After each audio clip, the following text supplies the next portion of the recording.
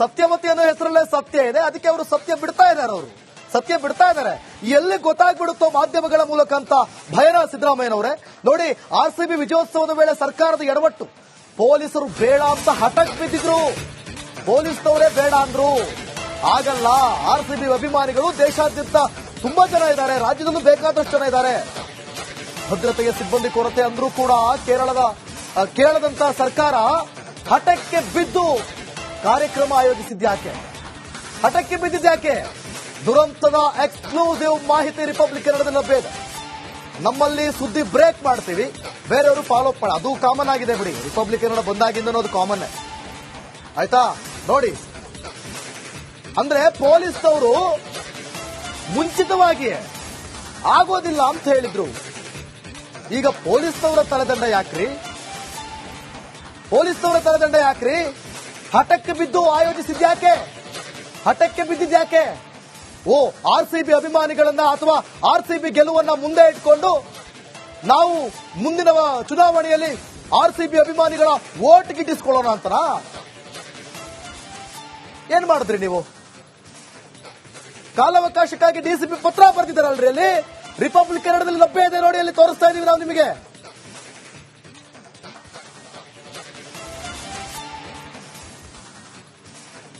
June 3ರಂದು ಡಿಪಾರ್ಗೆ ಅನುಮತಿ ಕೇಳಿ KSCA ಪತ್ರ ಬರೆದಿತ್ತು. ಆರ್ಸಿಬಿ ಆಟಗಾರರನ್ನು ಸನ್ಮಾನಿಸಲು ಅನುಮತಿ ಕೇಳಿ ಪತ್ರ ಬರೆದಿತ್ತು. ವಿಧಾನಸೌಧದಲ್ಲಿ ಆಟಗಾರರಿಗೆ ಸನ್ಮಾನಿಸಲು ಕೆಎಸ್ಸಿಎ ಪತ್ರ ಜೂನ್ 4ರಂದೇ. ಡಿಸಿಪಿ ಕರಿಬಸನಗೌಡರು ಅಪಾಯದ ಎಚ್ಚರಿಕೆ ಕೊಟ್ಟಿದ್ರು.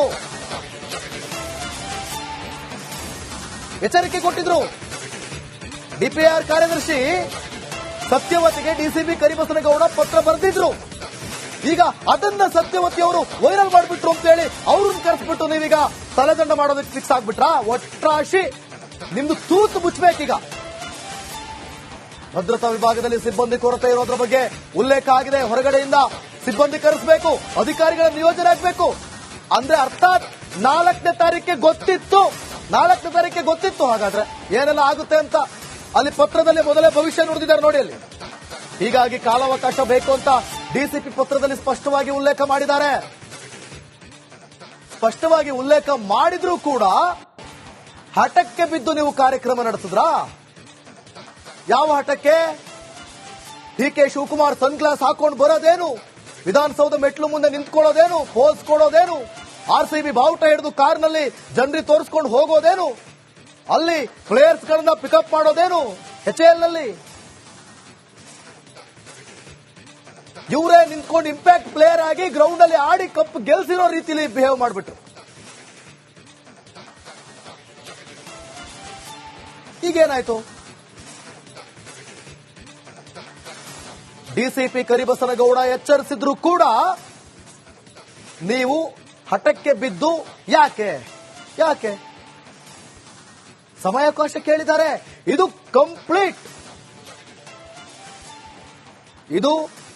Complete system failure. ಈ ಬಗ್ಗೆ ಮತ್ತಷ್ಟು ಮಾಹಿತಿಯನ್ನು ಕೊಡ್ತಾರೆ ನಮ್ಮ ಪ್ರತಿನಿಧಿ ಅರವಿಂದ್. ಬಿಲ್ಡಪ್ಗೋಸ್ಕರ, ಶೋಕಿಗೋಸ್ಕರನ ಅಥವಾ ಆರ್ಸಿಬಿ ಕಪ್ ಗೆದ್ದಿದ್ದೀವಿ ಅನ್ನೋ ವಿಚಾರನೆ ಇಟ್ಕೊಂಡು ಇನ್ನಷ್ಟು ಪ್ರಚಾರಕ್ಕ?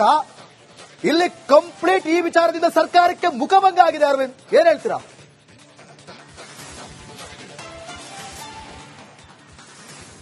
ಖಂಡಿತ ದಿವಿತ್, ನಿಜಕ್ಕೂ ಈ ಒಂದು ಕಾಲ್ತುಳಿತ ಪ್ರಕರಣ ನಿಜಕ್ಕೂ ಒಂದು ಕಪ್ಪು ಚುಕ್ಕಿಯನ್ನ ಮೂಡಿಸಿರುವಂತದ್ದು. ಈ ದುರ್ಘಟನೆ ಆಗೋಕ್ಕಿಂತ ಮುಂಚಿತವಾಗಿ ಆದಂತಹ ಮಿಸ್ಟೇಕ್ಗಳು ಜೊತೆಗೆ ಆ ಕೆಲವು ಲೆಟರ್ಗಳೇನಿದಾವೆ ಅವು ಈಗ ವೈರಲ್ ಆಗ್ತಾ ಇರುವಂತದ್ದು. ಒಂದೊಂದೇ ವಿಡಿಯೋ ಸಮೇತ ಸೇರಿದಂತೆ ಸರ್ಕಾರ ಎಡವಿದ್ದಲ್ಲಿ ಜೊತೆಗೆ ಪೊಲೀಸ್ ಇಲಾಖೆ ಎಡವಿದ್ದಲ್ಲಿ ಅನ್ನುವಂತಹ ಬಹಿರಂಗವಾಗಿ ಕೆಲವೊಂದು ಲೆಟರ್ಗಳು ಈಗ ವೈರಲ್ ಆಗ್ತಾ ಇರುವಂತದ್ದು. ಮುಖ್ಯವಾಗಿ ಭದ್ರತಾ ಡಿಸಿಪಿ ಆಗಿರುವಂತಹ ಕರಿಬಸವನ್ ಅವರು, ಅಂದ್ರೆ ವಿಧಾನಸೌಧದ ಭದ್ರತಾ ಡಿಸಿಪಿ ಆಗಿರುವಂತಹ ಕರಿಬಸವನ್ ಅವರು ಡಿಪಿಆರ್ಗೆ ಒಂದು ಲೆಟರ್ ನ ಬರೆದಿರ್ತಾರೆ. ಒಂದು ಭದ್ರತೆ ವಿಚಾರದಲ್ಲಿ, ಅಂದ್ರೆ ಏನು ಈ ಐಪಿಎಲ್ ನ ಫೈನಲ್ ಪಂದ್ಯಾವಳಿ, ಪಂಜಾಬ್ ಮತ್ತು ಆರ್ಸಿಬಿಯ ಫೈನಲ್ ಪಂದ್ಯಾವಳಿ ಮುಗಿದು ರಾತ್ರಿ ಇಡೀ ಆಚರಣೆಯನ್ನ ಆರ್ಸಿಬಿಯ ಫ್ಯಾನ್ಸ್ ಗಳು ಬೆಂಗಳೂರಿನಲ್ಲಿ ಆಚರಣೆ ಮಾಡಿರ್ತಾರೆ. ಆಗಲೂ ಕೂಡ ಭದ್ರತಾ ಸಿಬ್ಬಂದಿಗಳು, ಅಂದ್ರೆ ನಗರ ಪೊಲೀಸ್ನ ಎಲ್ಲಾ ಸಿಬ್ಬಂದಿಗಳು ರಾತ್ರಿ ಇಡೀ ಆ ಒಂದು ಭದ್ರತೆಯನ್ನ ನೀಡಿರ್ತಾರೆ.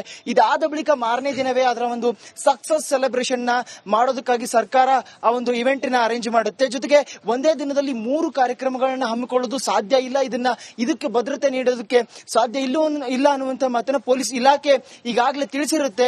ಇದಾದ ಬಳಿಕ ಮತ್ತೆ ಅವರು ಅಂದ್ರೆ ಈ ಒಂದು ಕೆಸಿಎ ಒತ್ತಡ ಜೊತೆಗೆ ಆರ್ಸಿಬಿ ಫ್ರಾಂಚೈಸಿಯ ಒತ್ತಡದ ಮೇರೆಗೆ 3 ಕಾರ್ಯಕ್ರಮಗಳನ್ನ ಒಂದೇ ದಿನ ನಡೆಸ್ತಾರೆ. ಆ ಹಂತದಲ್ಲಿ ಮುಖ್ಯವಾಗಿ ವಿಧಾನಸೌಧದಲ್ಲೂ ಕೂಡ ಅದರ ಮುಂಭಾಗದಲ್ಲಿ ನಡೀತಾ ಇರುವಂತಹ ಸನ್ಮಾನ ಕಾರ್ಯಕ್ರಮದಲ್ಲೂ ಕೂಡ ಅರಿಸು ಮುರಿಸು ಆಗುವಂತದ್ದು ಈ ರೀತಿಯಾದಂತಹ ಘಟನೆಗಳು ನಡೆಯುತ್ತೆ. ಇದಾದ ಬಳಿಕ ಚಿನ್ನಸ್ವಾಮಿ ಕ್ರೀಡಾಂಗಣದ ಹತ್ರ ಕಾಲ್ತುಳಿತ ಆಗುತ್ತೆ. ಈಗ ಸದ್ಯ ಬರ್ತಾ ಇರುವಂತದ್ದು ಅಂದ್ರೆ ಈ ಹಿಂದೆ ಪೊಲೀಸ್ ಇಲಾಖೆಯವರು ಈ ಸಂಬಂಧಪಟ್ಟಂತೆ ಇದು ಸಾಧ್ಯ ಇಲ್ಲ ಅನ್ನುವಂತಹ ಪತ್ರ ಬರೆದಿದ್ರು ಅನ್ನುವಂತಹ ವಿಷಯ ಈಗ ಹೊರಗೆ ಬರ್ತಾ ಇದೆ. ಸರ್ಕಾರ ಎಡವಿದ್ಯಲ್ಲಿ ಅನ್ನುವಂಥದ್ದು ಈಗ ಸತ್ಯಾಸತ್ಯತೆ ಬಹಿರಂಗ ಆಗ್ತಾ ಇರುವಂತದ್ದು. ದೀವಿತ್, ಓಕೆ, ಥ್ಯಾಂಕ್ ಯು ಅರವಿಂದ್ ನಿಮ್ಮೆಲ್ಲ ಮಾಹಿತಿಗಾಗಿ. ಸತ್ಯವತಿ ಅನ್ನೋ ಹೆಸರಲ್ಲೇ ಸತ್ಯ ಇದೆ, ಅದಕ್ಕೆ ಅವರು ಸತ್ಯ ಬಿಡ್ತಾ ಇದ್ದಾರೆ. ಎಲ್ಲಿ ಗೊತ್ತಾಗ್ಬಿಡುತ್ತೋ ಮಾಧ್ಯಮಗಳ ಮೂಲಕ ಅಂತ ಭಯನ ಸಿದ್ದರಾಮಯ್ಯನವರೇ.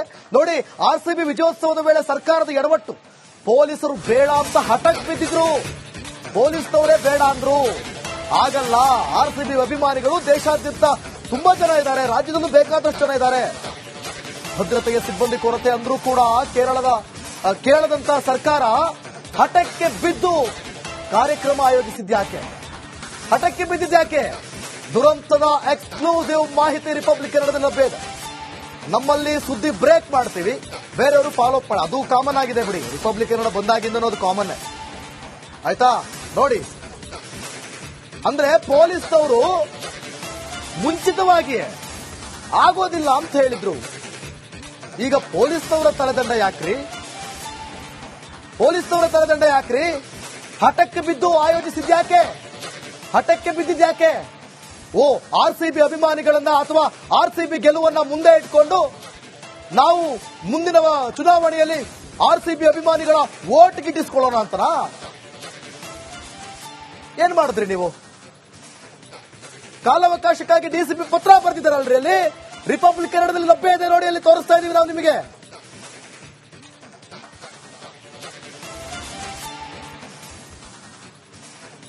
ಜೂನ್ 3ರಂದು ಡಿಪಾರ್ಗೆ ಅನುಮತಿ ಕೇಳಿ ಕೆಎಸ್ಸಿಎ ಪತ್ರ ಬರೆದಿತ್ತು. ಆರ್ಸಿಬಿ ಆಟಗಾರರನ್ನು ಸನ್ಮಾನಿಸಲು ಅನುಮತಿ ಕೇಳಿ ಪತ್ರ ಬರೆದಿತ್ತು. ವಿಧಾನಸೌಧದಲ್ಲಿ ಆಟಗಾರರಿಗೆ ಸನ್ಮಾನಿಸಲು ಕೆಎಸ್ಸಿಎ ಪತ್ರ ಜೂನ್ 4ರಂದೇ ಡಿಸಿಪಿ ಕರಿಬಸನಗೌಡರು ಅಪಾಯದ ಎಚ್ಚರಿಕೆ ಕೊಟ್ಟಿದ್ರು.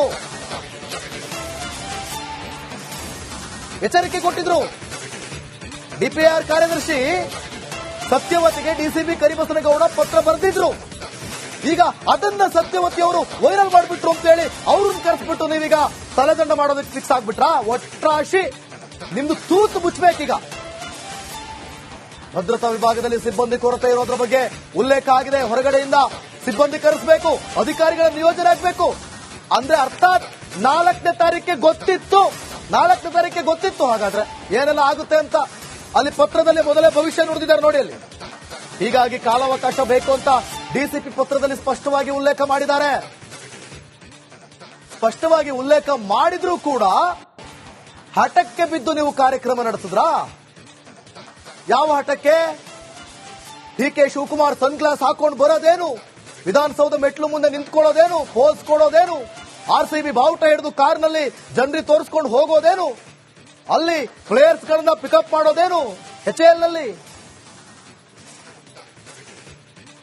ಇವರೇ ನಿಂತ್ಕೊಂಡು ಇಂಪ್ಯಾಕ್ಟ್ ಪ್ಲೇಯರ್ ಆಗಿ ಗ್ರೌಂಡ್ ಅಲ್ಲಿ ಆಡಿ ಕಪ್ ಗೆಲ್ಸಿರೋ ರೀತಿಯಲ್ಲಿ ಬಿಹೇವ್ ಮಾಡಿಬಿಟ್ರು. ಈಗೇನಾಯ್ತು? ಡಿಸಿಪಿ ಕರಿಬಸನಗೌಡ ಎಚ್ಚರಿಸಿದ್ರು ಕೂಡ ನೀವು ಹಠಕ್ಕೆ ಬಿದ್ದು ಯಾಕೆ? ಸಮಯಾವಕಾಶ ಕೇಳಿದ್ದಾರೆ. ಇದು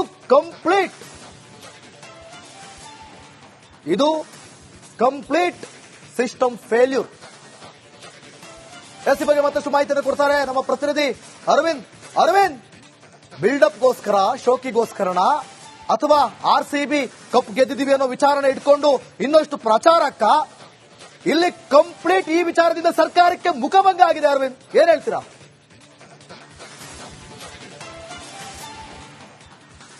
ಖಂಡಿತ ದಿವಿತ್, ನಿಜಕ್ಕೂ ಈ ಒಂದು ಕಾಲ್ತುಳಿತ ಪ್ರಕರಣ ನಿಜಕ್ಕೂ ಒಂದು ಕಪ್ಪು ಚುಕ್ಕೆಯನ್ನ ಮೂಡಿಸಿರುವಂತದ್ದು.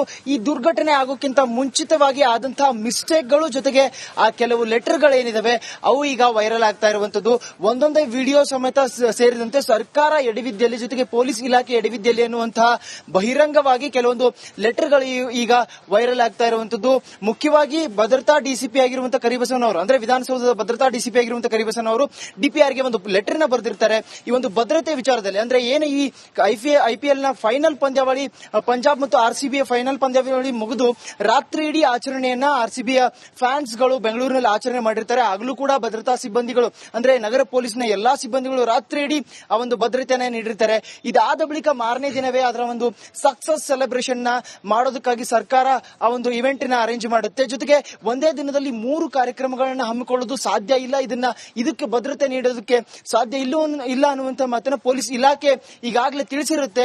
ಇದಾದ ಬಳಿಕ ಮತ್ತೆ ಅವರು, ಅಂದ್ರೆ ಈ ಒಂದು ಕೆಸಿಎ ಒತ್ತಡ ಜೊತೆಗೆ ಆರ್ಸಿಬಿ ಫ್ರಾಂಚೈಸಿಯ ಒತ್ತಡದ ಮೇರೆಗೆ 3 ಕಾರ್ಯಕ್ರಮಗಳನ್ನ ಒಂದೇ ದಿನ ನಡೆಸ್ತಾರೆ. ಆ ಹಂತದಲ್ಲಿ ಮುಖ್ಯವಾಗಿ ವಿಧಾನಸೌಧದಲ್ಲೂ ಕೂಡ ಅದರ ಮುಂಭಾಗದಲ್ಲಿ ನಡೀತಾ ಇರುವಂತಹ ಸನ್ಮಾನ ಕಾರ್ಯಕ್ರಮದಲ್ಲೂ ಕೂಡ ಅರಿಸುಮುರಿಸು ಆಗುವಂತದ್ದು, ಈ ರೀತಿಯಾದಂತಹ ಘಟನೆಗಳು ನಡೆಯುತ್ತೆ. ಇದಾದ ಬಳಿಕ ಚಿನ್ನಸ್ವಾಮಿ ಕ್ರೀಡಾಂಗಣದ ಹತ್ರ ಕಾಲ್ತುಳಿತ ಆಗುತ್ತೆ. ಈಗ ಸದ್ಯ ಬರ್ತಾ ಇರುವಂತದ್ದು, ಅಂದ್ರೆ ಈ ಹಿಂದೆ ಪೊಲೀಸ್ ಇಲಾಖೆಯವರು ಈ ಸಂಬಂಧಪಟ್ಟಂತೆ ಇದು ಸಾಧ್ಯ ಇಲ್ಲ ಅನ್ನುವಂತಹ ಪತ್ರ ಬರೆದಿದ್ರು ಅನ್ನುವಂತಹ ವಿಷಯ ಈಗ ಹೊರಗೆ ಬರ್ತಾ ಇದೆ. ಸರ್ಕಾರ ಎಡವಿದ್ಯಲ್ಲಿ ಅನ್ನುವಂಥದ್ದು ಈಗ ಸತ್ಯಾಸತ್ಯತೆ ಬಹಿರಂಗ ಆಗ್ತಾ ಇರುವಂತದ್ದು. ದಿವಿತ್, ಓಕೆ, ಥ್ಯಾಂಕ್ ಯು ಅರವಿಂದ್ ನಿಮ್ಮೆಲ್ಲ ಮಾಹಿತಿಗಾಗಿ.